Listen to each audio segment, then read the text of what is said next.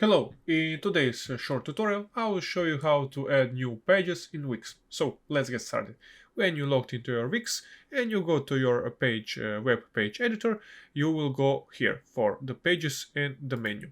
When you are on the page menu, here you have your site menu and you have the add button. When you click the add button, it will put you to the add page. And that's how you add a page. You can add a blank page, about service, everything, the general everything down here, store booking. You can click anything that you want and you can add what you need and what you want. For example, I will add a about page, and we have here a lot of layouts prepared for us. I will click this one for example. Of course, you can preview it. I will click add page and it will be added.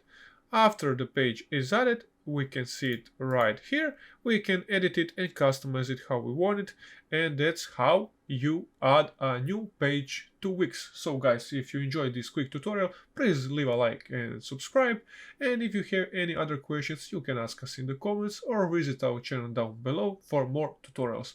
I hope you have a great day and see you in the next one. Bye!